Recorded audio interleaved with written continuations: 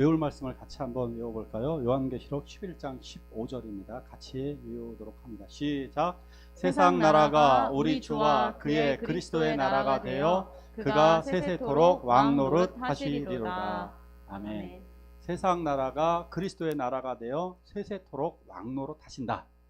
그러니까 예수 그리스도가 세세토록 영원토록 왕노릇 하신다. 이것이 핵심입니다. 오늘 말씀은 두 증인의 정체입니다. 두 증인의 정체가 도대체 누굴까? 요한계시록 11장에는 두 증인이 나옵니다. 두 증인의 실체를 좀 보도록 하겠습니다. 혹시 TV를 통해 이 사람 보셨나요? 이 사람이 박명호라고 하는 사람인데 브라질에다가 농장을 하나 차려놨습니다. 브라질의 돌나라라고 하는 것을 통해서 자기네들을 돌나라라고 그러더라고요. 그래서 그 다니엘서에 나오는 그 뜨인 돌, 그걸 흉내를 낸 건데, 그래서 브라질에다가 농업을 하고 농장을 차려갖고 거기서 농사를 1000명 정도 따라다닌다고 합니다. 그런데 충격적이죠. 그 영원토록 원자씨를 낳아 드릴게요. 아름다운 신들의 사랑. 그래서 이 젊은 애들이, 학생들도 있어요. 아이들도 있고 여학생들도 이 사람을 내 남편이라고 그러죠. 정말 뭐 미쳐도 이 정도 미칠 수 없죠. 그러니까 이 사람이 주장하기를 내가 성부, 성자, 성령이다 라고 주장을 해요. 이 사람 더 세요. 어떤 사람들은 난 성령이다, 난 성자다, 뭐 이렇게 얘기하는데 이 사람은 자기가 내가 곧 성령이요 성자요 성부다, 이렇게 주장을 하는 사람입니다.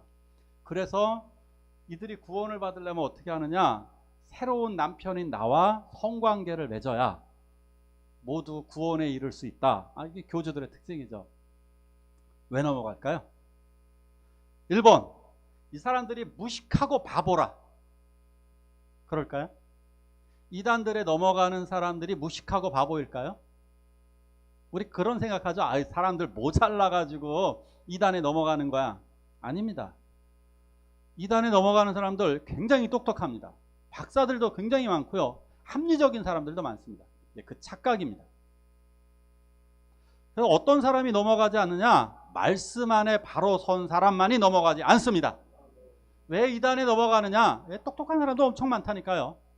잘난 척하고 똑똑하고 자기 스스로 막 굉장히 잘난 척하는 사람이 이단에 더 잘 넘어가는 거예요. 오직 복음 안에만, 오직 예수 믿으면 구원받는다, 다른 거 필요 없다, 그럼 굳이 갈 필요가 없잖아요. 오직 복음만이 우리를 구원할 줄 믿으시기 바랍니다. 이미 우리는 충분해요. 예수 믿는 것만으로. 자, 그러면 오늘도 그래서 말씀을 정확하게 배우시면 돼요. 말씀을 정확하게 배우시면 이단 절대 넘어가지 않습니다. 자, 오늘 말씀을 통해 11장, 요한계시록 11장을 자세히 보도록 하겠습니다. 같이 한번 읽습니다. 시작. 또 내게 지팡이 같은 갈대를 주며 말하기를 일어나서 하나님의 성전과 제단과 그 안에서 경배하는 자들을 측량하되 성전 바깥 마당은 측량하지 말고 그냥 두라. 아멘. 요한에게 내려진 명령은 성전을 측량하라는 것이었습니다. 무엇으로 측량하느냐? 이 갈대. 갈대는 그냥 줄자예요. 줄자를 줘서 그 줄자를 통해서, 그 막대기를 통해서 측량을 하라는 거죠. 옛날엔 줄자가 발전이 안 돼 있으니까 막대기 가지고 그 갈대 같은 그 막대기로다가 당연히 측량을 하는 겁니다. 누구를 측량합니까? 측량의 대상이 경배하는 자들을 측량합니다. 자, 이거 굉장히 의미가 있습니다. 옛날 사람들 모두가 다 똑같습니다. 건축을 할 때는 측량을 할까요, 안 할까요? 100% 합니다. 측량의 의미는 딱 두 가지입니다. 하나는 보존, 하나는 파괴. 우리 교회 바로 입구 왼쪽에 그 건물이 있었다가 집이 다 사라졌죠. 지금은 깨를 심어놨습니다. 깨를 얼마큼 많이 심어놨어요? 한영수 집사님 하셔야죠. 꽤 많이 심어놨습니다. 한웅수 집사님 이런 말씀을 저와 같이 하면 우리 같이 막 웃죠. 되게 재밌어갖고. 꽤 많이 심어놨습니다. 거기에 그 건물을 할 때도, 파괴할 때도 역시 다 측량을 한 겁니다. 새로운 건축을 할 때나 파괴할 때 측량을 합니다. 왜 그러냐면 파괴해서 이제 새로 짓기 위함이거든요. 새로 짓기 위해서 무엇은 부숴버리고 어떠한 것을 새로 지을 건가, 그것을 위해서 측량을 하는 것입니다. 그런데 측량의 대상을 보십시오. 누가 측량의 대상입니까? 예, 경배하는 자들입니다. 경배하는 자들. 측량은 하나님의 보호를 의미하는 것입니다. 만약에 측량을 했다면 그것은 하나님이 보호하시겠다. 측량되지 않는 것은 파괴를 의미하는 것입니다. 저 줄자는 사실상 복음을 의미합니다. 하나님의 복음으로 측량하는 대상이 누구냐? 저 줄자는 정확한, 자는 정확성이 중요한 것입니다. 그죠? 저울과 줄자의 자의 특성은 정확해야 되는 것입니다. 그 정확한 것이 무엇이냐? 바로 복음밖에 없습니다. 복음으로 정확하게 측량을 해서 그것으로 보존을 하는 것입니다. 그렇다면 복음으로 측량하는 그 대상이 누구냐? 바로 하나님을 진정으로 예배하는 자들인 것입니다. 이 시간 바로 이것입니다.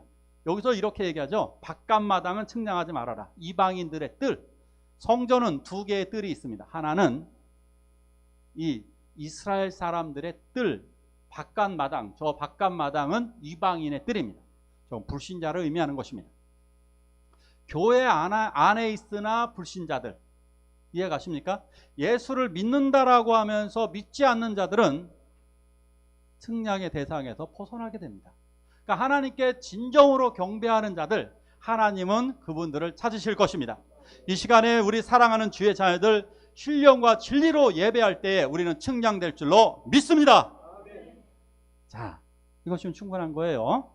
이 증인들을 어떻게 하시느냐, 증인이 어떻게 행동하느냐 같이 한번 읽습니다. 시작. 내가 나의 두 증인에게 권세를 주리니 그들은 이 땅의 주 앞에 서 있는 두 감람나무와 두 촛대니.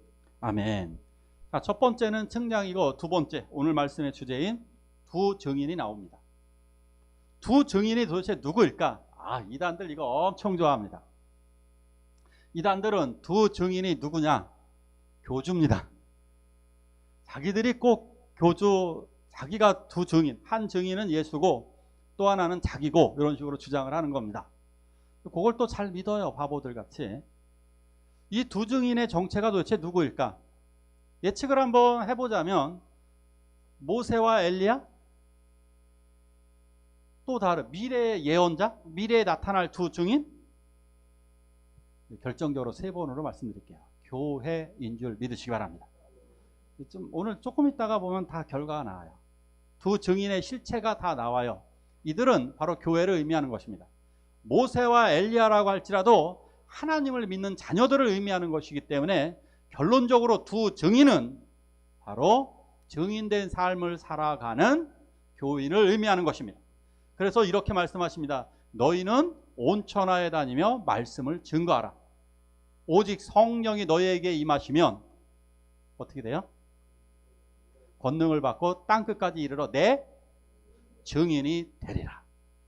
당연히 된다는 거예요. 예수를 믿는 순간 우리는 증인이 된 줄 믿으시기 바랍니다. 바로 우리가 이 믿음으로 사는 거예요. 자, 그러니까 사실상 이 용어가 다 같은 말이에요. 이게 문학적인 기법이라고 그러는 거예요. 자, 어른들을 다른 말로 뭐라 그럽니까? 성인, 또 다른 말로 노인분들도 될 수 있죠. 그죠? 다양한 용어들이 있어요. 젊은 사람들은 또 뭐라고 얘기합니까? 청년. 왜 용어가 달라요? 청년일 수도 있고 젊은 사람일 수도 있어요. 용어를 다르게 사용하면서 그 의미를 분명하게 해주는 겁니다. 조금 더 생각하라고. 뭐입니까? 두 증인의 정체를 보니까 두 감람나무래요. 감람나무. 우리가 감람나무잖아요. 교회 다니는 사람 우리 감람나무라고 그러잖아요. 우리가 바로 감람나무입니다. 또 요한계시록 2장에 나오는 일곱 교회 나오죠? 일곱 촛대 누구라 그랬습니까? 교회였잖아요.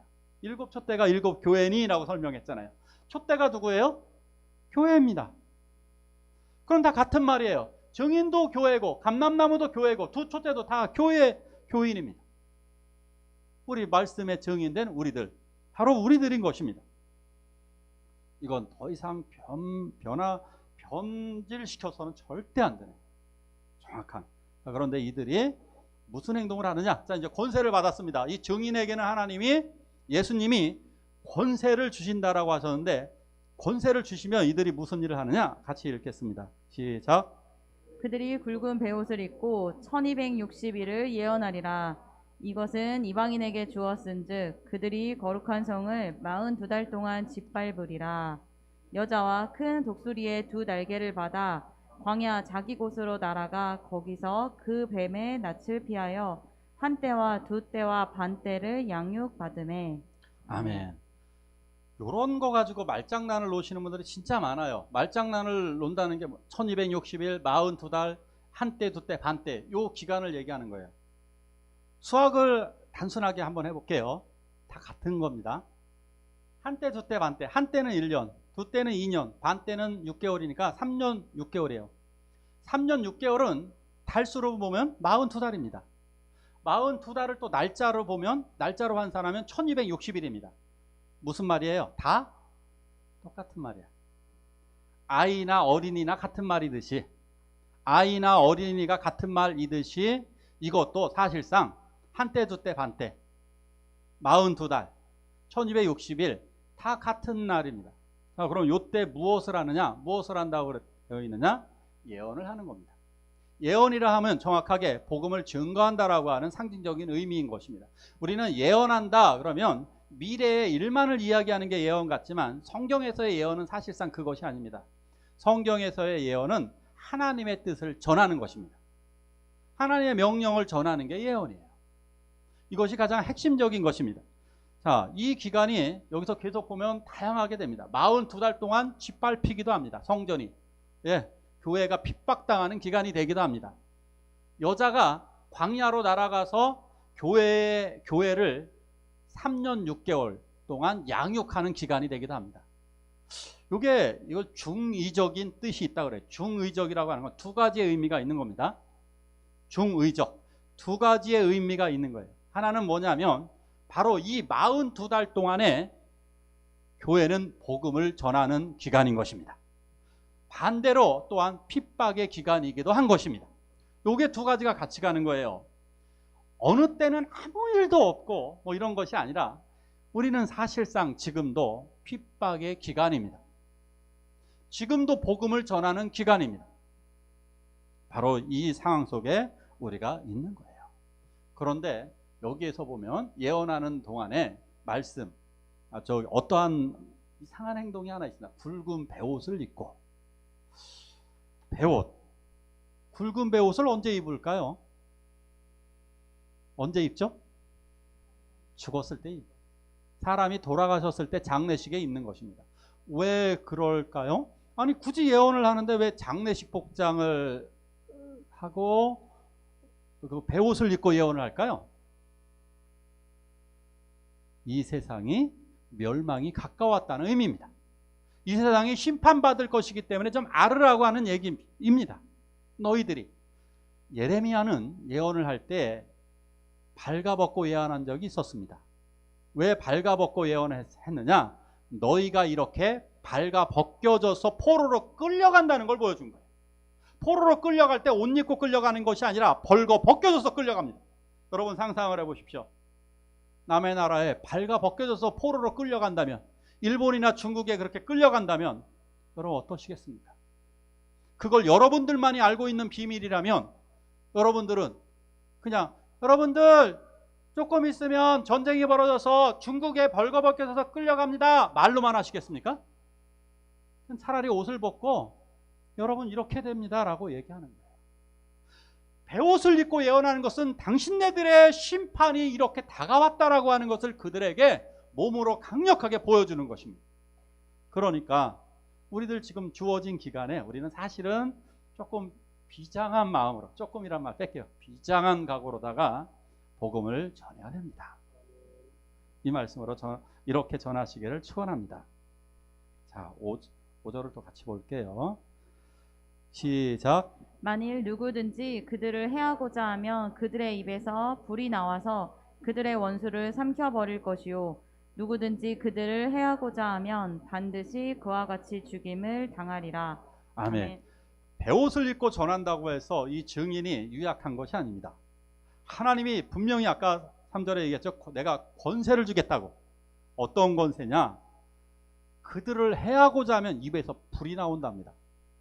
그러니까 요한계시록은 다 상징으로 가득 찼다는 게, 그러면 증인 2명에서 불이 나오는 사람이 있다면, 이렇게 이 그림처럼 불이 나오는 사람이 있다면 어떻게 생각하시겠습니까? 이거 상징적인 거죠. 무슨 불일까요? 성령의 불, 말씀의 불인 거죠. 성령의 불, 말씀의 불이 증인들에게서 불로 표현되느냐? 사람을 변화시킵니다. 그죠? 불은 성령으로다가 불을 통해서 쇠가 연단이 되는 거잖아요. 금과 은을 분리해내잖아요. 금을 정제시키는 게 불이고 은을 정제시키는 것도 불이잖아요. 동을 정제시키는 것도 다 불이고 쇠를 정제시키는 것도 다 불입니다. 사람을 변화시키는 것도 성령의 역사인 거예요. 그렇기 때문에 불과 같은 말씀을 통해서 변화시키게 될 것이다. 그렇게 말씀하시는 것입니다. 그런데 교회를 대적하는 세력은 반대로 어떻게 되느냐? 불과 같은 말씀에 의해서 소멸될 것을 보여주시는 사건이에요. 그래서 교회를 핍박하는 어떠한 세력도 살아남지 못합니다. 역사적으로. 굉장히 중요한 사건입니다. 교회를 핍박했던 나라들은 다 무너졌습니다. 교회를 핍박한 정권들 다 사라지게 됩니다. 하나님께서 가만두지 않고 다 심판을 하십니다. 주변에서 또 이런 사례도 있었어요. 예전에 이런 얘기를 참 많이 듣습니다. 이제 교회가 세워지는 과정에서 동네 주민들이 와가지고 교회가 세워지게 되면 교회 장로님이나 목사님들 멱살을 쥐고 흔듭니다. 교회 짓지 못하게 교회를 해방 놓습니다.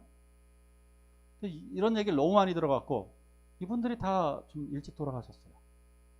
교회를 핍박한 사람들 하나님이 가만 안 둡니다. 이거 꼭 기억하시기 바랍니다. 교회를 핍박하고 있는 중국이 지금 선교사님들을 엄청 추방하고 있고 교회를 지금 여러 가지 방법으로 핍박하고 있는데 하나님 가만 안 둡니다. 이걸 믿으시기 바랍니다. 자, 또 있네요. 어떻게 또 하시느냐 하면 그대로 요건요. 볼게요. 권능을 가지고 비가 오지 못하게 하고 또 비가 오지 못하게 하는 여러 가지 현상들을 보여준다는 거죠.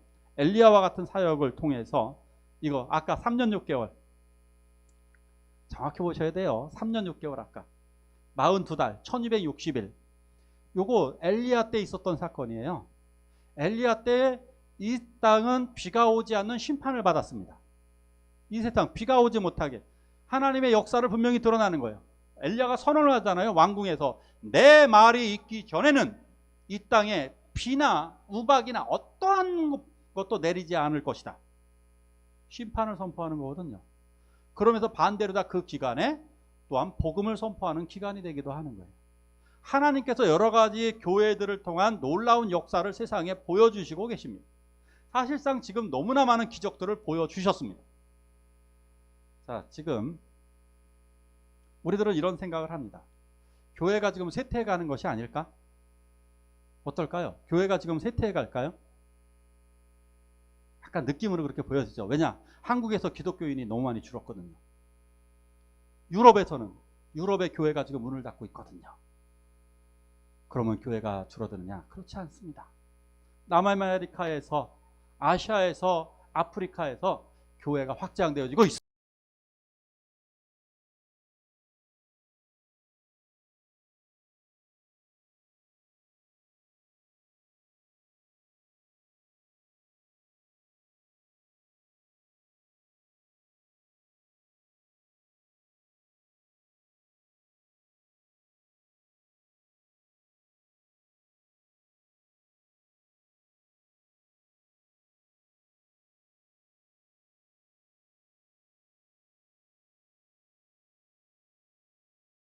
도 아니 곧 그들의 주께서 십자가에 못 박히신 곳이라.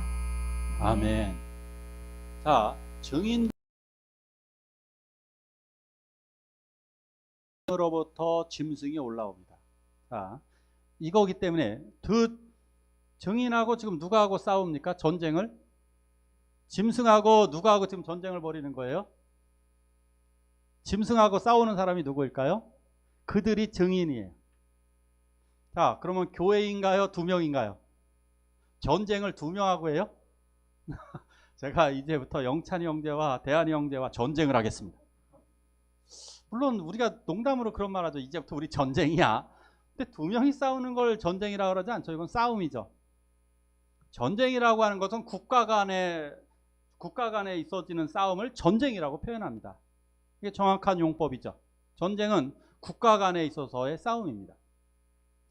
그렇다면 두 개의 국가가 지금 싸우는 것입니다. 하나는 증인된 국가, 즉 증인된 교회와 하나님의 나라를 얘기하는 겁니다. 하나님의 나라와 짐승이 되는 세상 국가와 전쟁을 일으키게 된다는 거예요. 짐승은 이제 처음 등장합니다. 요한계시록에서 이제 짐승이 여기서 처음 등장하는데, 여러분들이 알고 계시는 그 짐승 맞습니다. 666 사탄. 왜 사탄이냐? 어디서부터 올라왔어요? 어디서부터 올라왔어요? 무저갱. 무저갱은 사탄들이 있는 곳이죠.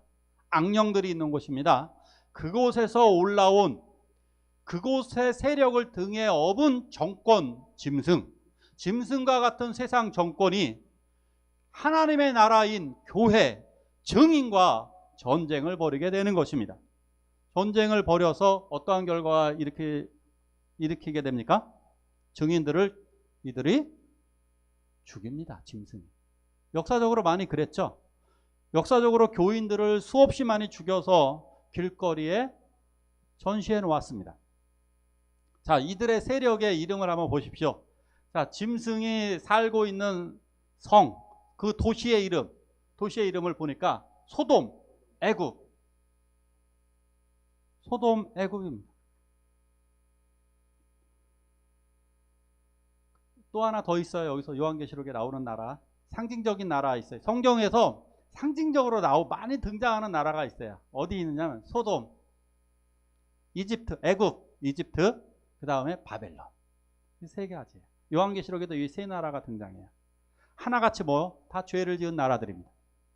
소돔, 동성연애와 같은 아주 심각한 범죄로 멸망했던 곳.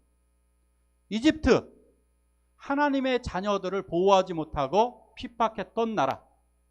바벨론, 이스라엘을 멸망시켰던 나라. 이러한 나라들에 대해서 하나님이 심판하신다는 내용, 그것이 바로 요한계시록인 것입니다. 하나님이 그들을 심판하십니다. 왜 그러느냐? 그들의 시체를 마치 십자가에 못 박힌 예수 그리스도처럼 우리 성도를 얼마나 많이 죽였습니까? 대한민국은 이런 나라였습니까? 아니었습니까? 과거에 대한민국은 예수 믿는 사람들을 얼마나 많이 잡아 죽였습니까? 선교사님들 학살해서 해놓은 그 무덤들, 양화진이라고 하는 데 있잖아요. 우리 언제 한번 양화진 한번 가봤으면 좋겠어요. 우리나라가 얼마나 많은 선교사님들을 죽이고 얼마나 많은 예수 믿는 사람들을 핍박했습니까? 우리나라도 역시 그러했죠. 그렇지만 교회는 그럼 멸망할까? 이 증인은 사라지게 될까? 어떻게 될까요? 증인들의 미래를 한번 보도록 하겠습니다. 시작. 그들이 여기 아니고요. 조금 이게 안 넘어가네요. 예, 자, 한번 읽을까요? 시작. 3일 반 후에 하나님께로부터 생기가 그들 속에 들어가매 그들이 발로 일어서니 구경하는 자들이 크게 두려워하더라. 하늘로부터 큰 음성이 있어 이리로 올라오라 함을 그들이 듣고 구름을 타고 하늘로 올라가니 그들의 원수들도 구경하더라. 아멘. 이것은 예수 그리스도와 교회의 미래를 보여주는 것입니다. 어떻게 보면 굳이 더 증인이라고 표현한 것은, 한 증인은 예수 그리스도를 의미하는 것일 수 있고 또 하나의 증인은 교회를 의미하는 거겠죠. 한 증인인 예수 그리스도, 예수 그리스도는 하나님의 완벽한 증인이죠. 하나님의 나라의 완벽한 증인이 예수 그리스도입니다. 예수 그리스도는 결국 스스로 부활하셔서 하나님의 나라를 승천하셨습니다. 우리들도 그렇게 될 줄 믿습니다. 우리들이 비록 이 세상에서 환난을 당하고 핍박을 당하지만 우리들은 성령의 능력으로 일어서게 되고 그리고 하나님의 나라로 승천하게 될 것입니다. 자, 이제 기쁨의 소식이 하나 더 있습니다. 마지막 말씀 같이 봅니다. 시작. 일곱째 천사가 나팔을 불매 하늘에 큰 음성들이 나서 이르되 세상 나라가 우리 주와 그의 그리스도의 나라가 되어 그가 세세토록 왕 노릇 하시리로다. 아멘. 그동안 나팔이 막 불렸었어요. 첫째 나팔, 둘째 나팔, 셋째 나팔, 나팔이 불릴 때마다 땅이 재앙을 받고 바다가 재앙을 받고 생물들이 재앙을 받고 막 몸에 황충들이 날라오고 여러 가지 재앙들이 있었어요. 그 다음에 전쟁이 막 벌어지고 그랬잖아요. 그런데 7번째 나팔이 불리자 세상이 딱 멸망할 줄 알았는데 어떻게 됐습니까? 7번째 나팔이 울려 퍼지자 세상 나라가 우리 주와 그리스도의 나라가 되어 그와 함께 세세토록 왕노릇 하신다는 승리의 선언이었습니다. 할렐루야. 승리의 선언, 너무너무 감사한 거죠. 7번째 나팔은 승리의 나팔이었습니다. 이 모든 세상 나라가 하나 그리스도의 나라가 된다. 그리스도가 최후 승리를 얻게 된다. 최후 승리를 얻게 되고 바로 예수 그리스도가 세세토록 왕노릇 하게 된다. 더불어 계속 읽어가다 보면 우리도 그와 함께 왕노릇 하게 되는 것입니다. 자, 오늘 말씀을 한번 정리해 볼게요. 자, 두 증인의 정체 이제 가장 중심적으로 나왔습니다. 첫 번째, 성전을 측량하라고 그랬습니다. 성전의 측량의 의도 한번 오늘 잘 한번 되새겨 볼게요. 적당한 신앙은 구원받지 못합니다. 안타깝습니다. 우리 믿음으로 구원받는 거 맞습니다. 근데 적당한 믿음이라는 건 사실상 없다는 얘기입니다. 한 번 더 물어볼게요. 우리 적당히 사랑해 봅시다. 부부 사이 한번 얘기해 보죠. 기분 되게 좋습니까? 윤혜 선생님 어떻습니까? 우리 부부 사이에 적당히 사랑해 봅시다. 전사님 어떠신가요? 우리 적당히 사랑해 봅시다. 자녀들과도 적당히 사랑합시다. 적당한 사랑은 사랑이 아닙니다. 사랑은 우리 박동환 집사님도 사랑하실 때 보면 적당히 사랑하는 게 뜨겁게 사랑하십니다. 자녀들 우리 사랑하시는 거 다 보십시오. 우리 다 뜨겁게 사랑합니다. 우리 권사님들 어떻게 사랑하십니까? 자녀들 손주들 요만큼 사랑하십니까? 뜨겁게 사랑합니다. 믿음은 적당한 것이 아니라 온전히 경배하는 자들이 구원을 받습니다. 그러니까 참 믿음을 하나님 정말 그렇게 하시면 돼요. 뭐 더 다른 게 아니에요. 그냥 믿음의 실체를 어떻게 규정하느냐? 그냥 부모 자식처럼 사랑하세요. 근데 부모의 심정을 아세요. 자녀들은 조금 부모의 마음을 잘 모르니까 약간 부모님의 심정으로 사랑하십시오. 부모님의 심정을 조금 헤아린다면 조금 더 잘 사랑할 수 있습니다. 그 마음으로 사랑하시기 바랍니다. 이게 두 증인. 그렇게 예배하면 여러분 구원 받습니다. 지금 여러분들 그 마음으로 예배하시는 분들 구원 받으실 줄 믿습니다. 자, 두 번째. 두 증인 보호하십니다. 두 증인은 반드시 하나님이 보호하십니다. 우리들. 그러니까 교회의 힘은 어디에 있느냐? 복음을 전할 때 있습니다. 교회가 복음을 전하지 않는 것은 사실상 죽은 것입니다. 교회는 반드시 복음을 전해야 합니다. 내가 살아가면서 내 누군가에게 복음을 전한다면 당신은 그리스도인입니다. 내가 살아가면서 나는 절대 복음을 전하지 않는다. 저는 명백하게 성경을 통해 이야기할 수 있습니다. 성경을 통해 제 생각이 아니라 그리스도인이 아닙니다. 그리스도인은 반드시 복음을 전할 수밖에 없습니다. 누군가에게 전할 수밖에 없습니다. 자, 세 번째, 7번째 나팔이 울려 퍼집니다. 그것은 바로 승리의 선언. 이제 우리는 승리할 것이라는 얘기입니다. 환란이 벌어지기 전에 14만 4천 명이 찬양을 하였습니다. 승리의 선언을 먼저 보여주었습니다. 요한계시록은 승리한 것을 보여준 다음에 세상의 심판을 보여주는 거예요. 우리는 최후 승리를 가지게 될 것입니다. 우리 함께 기도하시길 원합니다.